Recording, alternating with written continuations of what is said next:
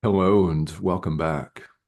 Thank you for tuning in, and I very much appreciate what you're doing right here in taking your time out of your busy day or your busy evening or wherever it is that you are and whatever you're doing to just pay some attention to the message of the Holy Spirit. And perhaps you'll hear more than one over the next few minutes that really hits home for you. And hopefully that will be the case.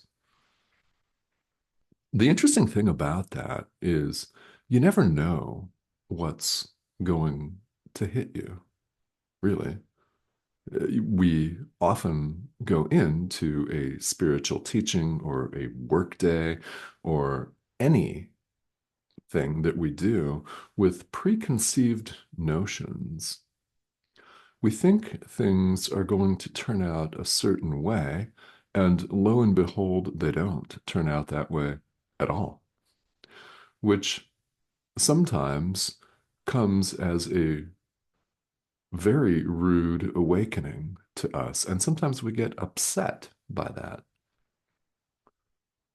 Other times we hear something wonderful and life changing that we didn't see coming. So we never truly know, but what you can be sure of is this. You found this video for a reason, and likely more than one.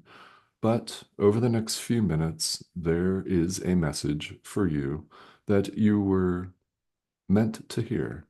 There are no coincidences. And yes, there are many, many channels here on YouTube alone, not to mention a lot of other content on the rest of the internet, which is all over in our world today. Here you are. So when something lands for you, count on the fact that it is our inner teacher speaking to you, however you want to call it, however many names you wish to ascribe to it, doesn't make any difference. The Holy Spirit goes by many names, many, many names indeed, right here in A Course in Miracles itself. The point doesn't matter what you call it, it's part of our mind. When something lands for you, you would do very well to pay attention to it. That's all. That message applies to all of us each and every time we engage in what we call spiritual practice, whether it's watching this video or another video, or sitting down to read some of this material, or a prayer, a meditation session, a yoga practice, a walk in the fresh air, whatever it looks like. So, as we go through the text of A Course in Miracles, we're going through chapter 21, section 4, which is a very, very interesting section called The Fear to Look Within. And what we've got here is one choice, just one. And it is a very simple choice between exactly two options. Everything that it looks like we're choosing in the world out there in our daily lives, all these snap decisions and choices that we appear to make here, it's all the same choice. One choice, two options. One is the ego, two, the Holy Spirit.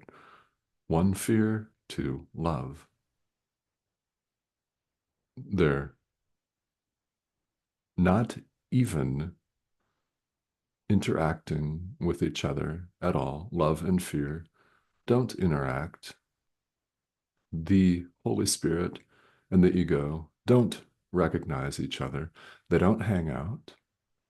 Therefore, our choice is one or the other. And our choice is total. Now, the good news is, should you choose the ego and fear and judgment, hatred, blame, guilt, and continued suffering here on spinning ball of rock, thinking that you're an individual self-sustaining survival unit, one of these guys running around doing pitched battle against other things that look somewhat like this that we call the same species, that little dance that we're all sick of, or we would not appear to be here. We wouldn't be interested in spirituality at all, at all, if we weren't on at least some level. So as we run around here, we think that we can have it both ways. I mean, we really do. We think that we can love on some people and not others. Hmm. Our forgiveness, in other words, our choice in the present moment of one or the other, is total or it's not at all. That resistance that you may be feeling right now, thinking, this is wrong, this course wrong, no problem. That's the ego. So anytime that resistance shows up, whether you're compelled to say something about it or not, that's the ego talking loudly, very loudly. You have reached a point here, even if it doesn't feel like you have, you're watching this, you have. You're interested in A Course in Miracles. Welcome.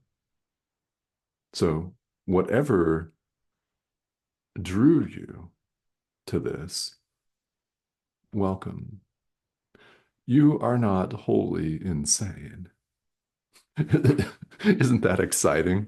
You're not wholly insane. You're not totally crazy anymore. Congratulations. Right? It's true. It is. It's true. You have listened to the Holy Spirit, and you've listened to it more than once, or you would not be here. So, as a result, the ego is afraid, very afraid. Again, it doesn't speak to the Holy Spirit, and they don't go out to the bar after work for a few drinks and to unwind. It doesn't work that way. But the ego is very afraid. It's afraid of what is inevitable and what is going to happen, whether it happens today or tomorrow or in the next lifetime. The ego is afraid that you're going to look within and discover you don't need it at all. And you don't. So it will do everything in its power to get your attention. It will throw all of the shiny objects that this world could possibly produce in your path to deviate and distract you from the real goal, God, the peace of God, truth. And because you're no longer wholly insane, I'm not any longer wholly insane, happily. Yeah. We've reached a point, all of us, where we wouldn't give our peace of mind away in order to have a few little trinkets. Yeah, we might be tempted sometimes, for sure. But recognize what's going on. The ego makes a lot of noise, and it's clamor, it's yelling and shrieking and desperate bleating.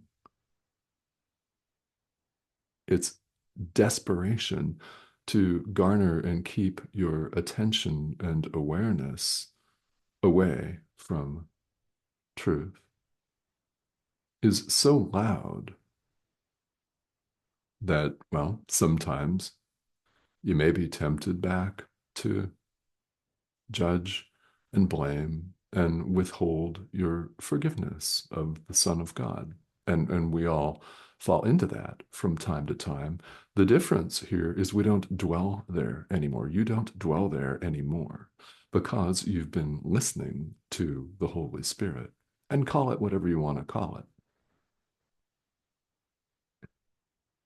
So the senseless, the complete illusion, is not made meaningful by the ego's noise. Its loud volume doesn't make illusion true. It doesn't make something out of nothing. So let it shriek, forgive it. If you haven't added the ego itself to your practice of true forgiveness, that's a very powerful thing to do. Very powerful indeed. Look past it. Forgive it. It's nothing. There is no separation of any kind. We all run into the ego's desperation, which takes many forms. Sometimes it's a shiny object. Sometimes it's a desperation need for us to blame. Sometimes it's our need to say that this course is completely bogus and it doesn't work. How could it ever? It's too complicated. I can't do this. This mere pixelated image on my screen is wrong. And all of that. No problem. That's the ego talking. It always is. No, the Holy Spirit is patient. And we're all here because we're no longer willing to blindly follow the chaos of separation, the suffering inherent in thinking that we're individuals separate and apart from one another and separate and apart from God. We are not. We're not. There's no separation of any kind.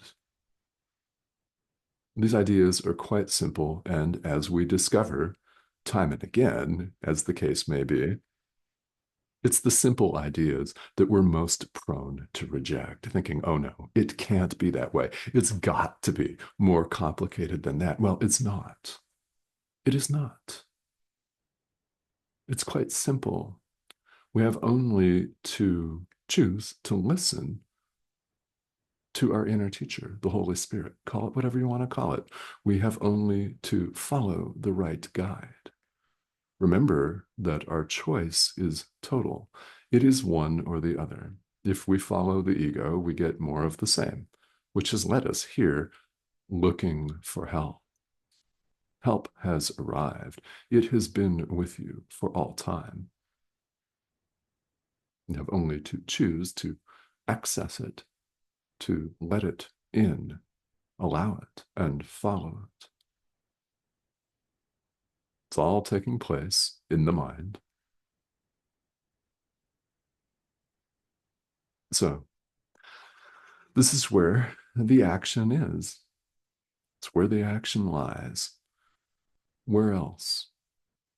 Because we can rearrange the world, but we're still experiencing, as we find time and again, the same suffering.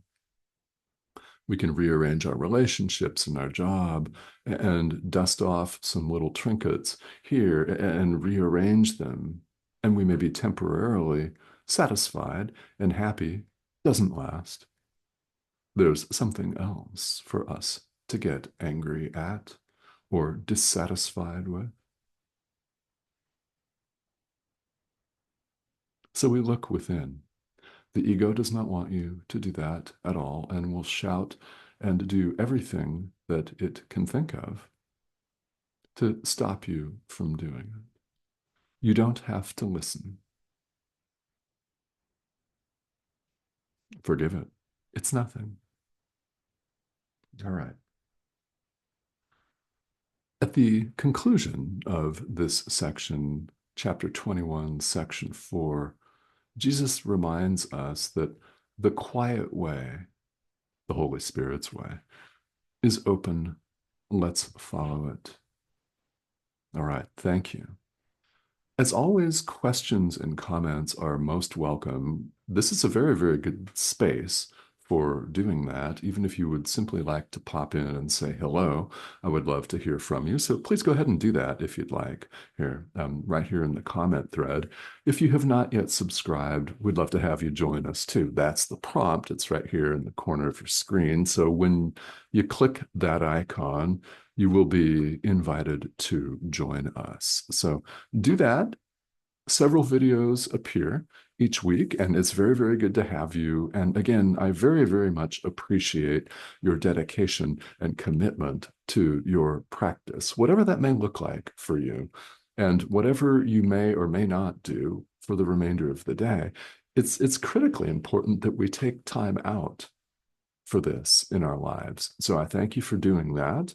Again, subscribe if you have not, and I'll see you soon.